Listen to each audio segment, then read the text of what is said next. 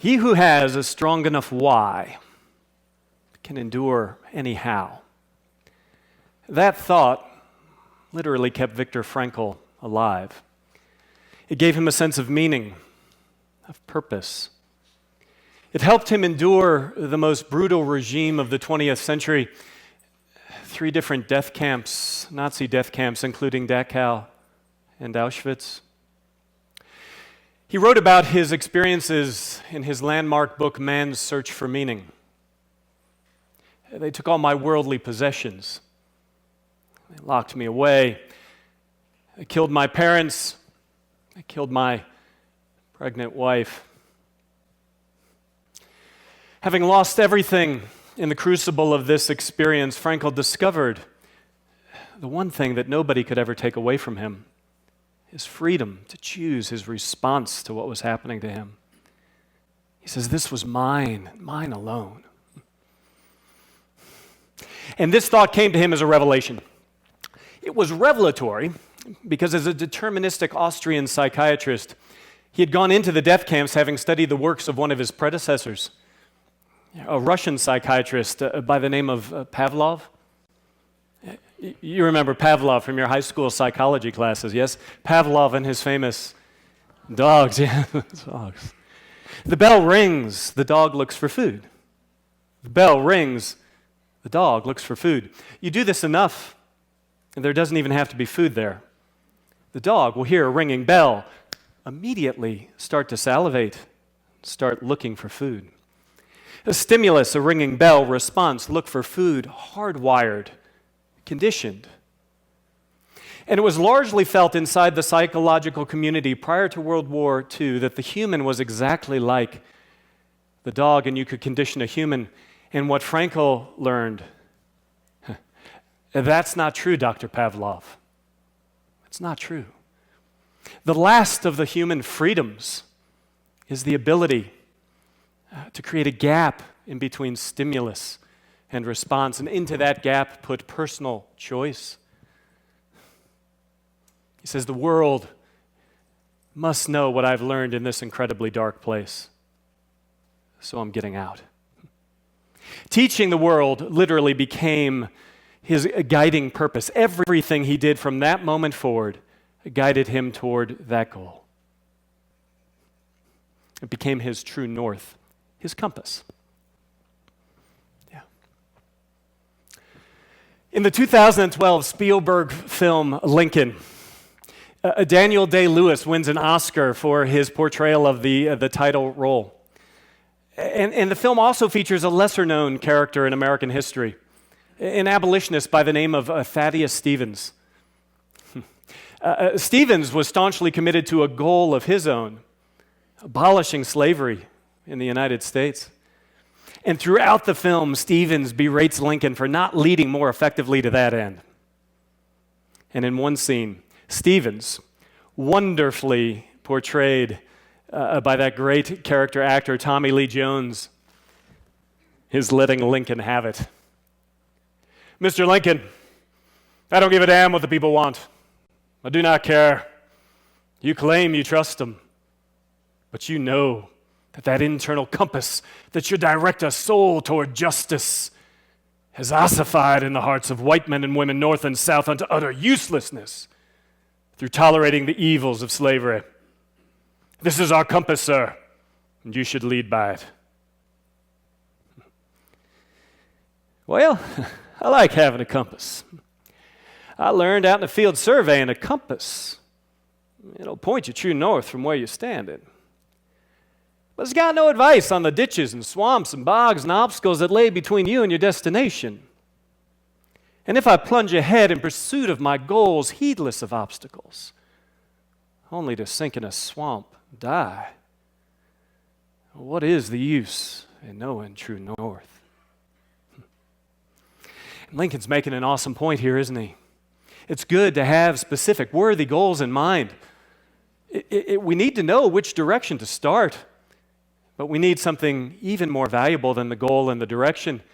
We need a reliable guidance system, an intentionally cultivated relationship with this thing we call a conscience to help us correct course on our journey.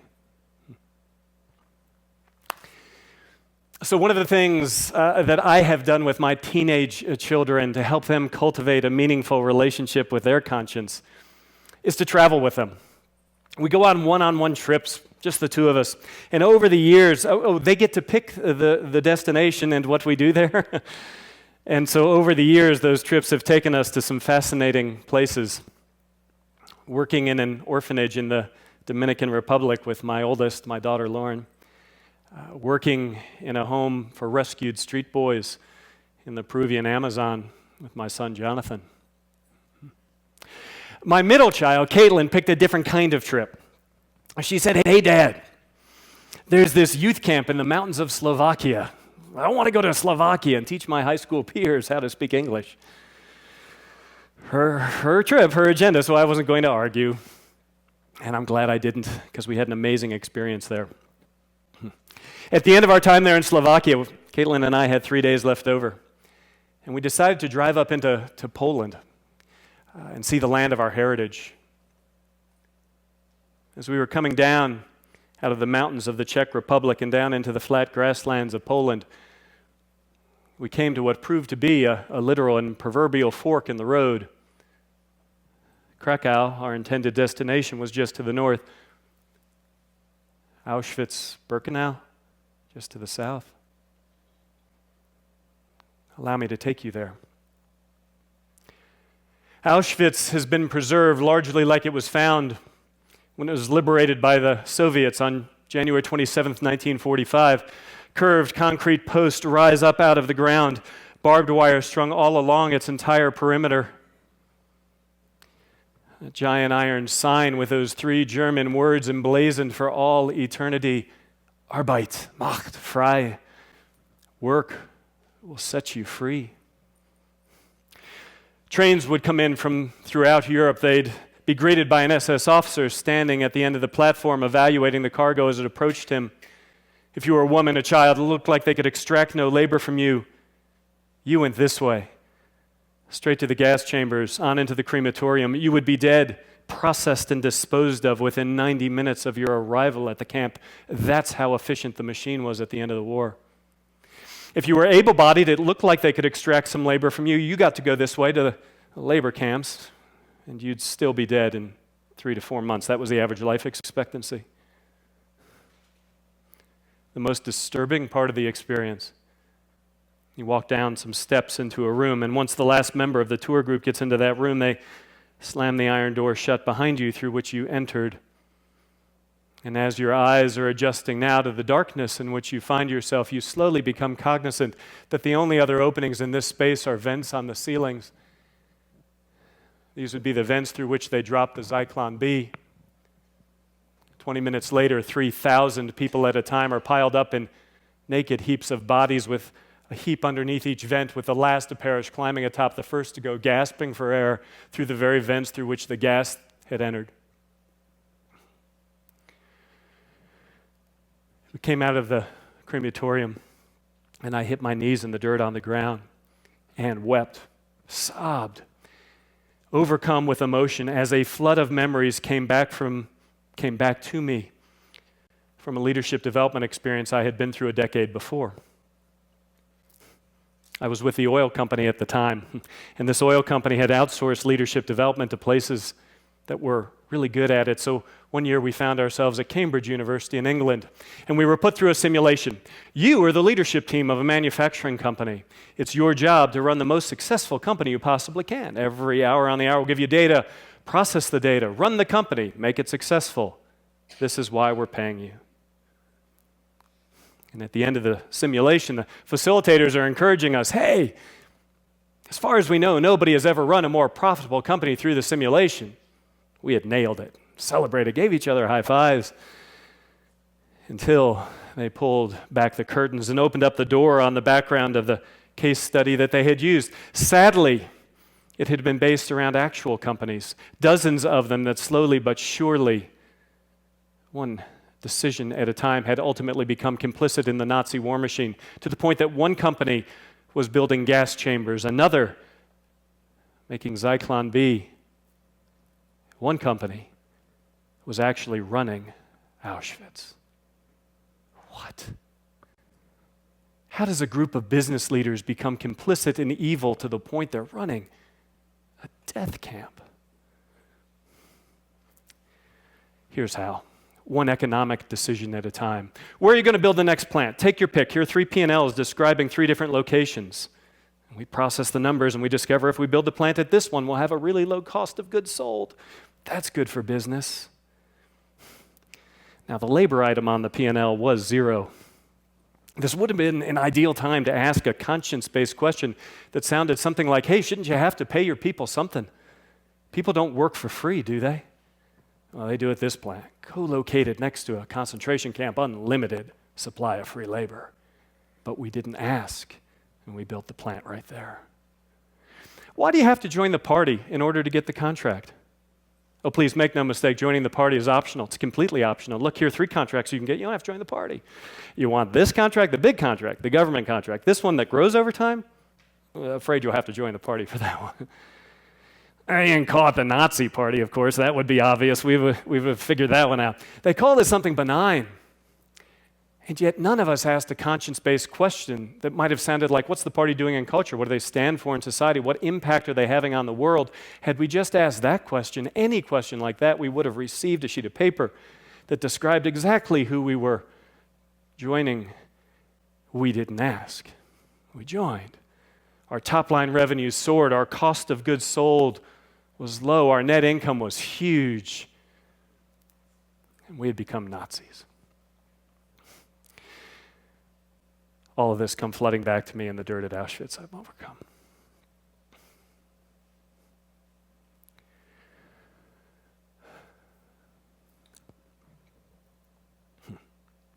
There wasn't a dry eye in that room that day. We'd been given a very specific set of instructions. Run the most successful company you possibly can. What we heard to a person was run the most profitable company you possibly can.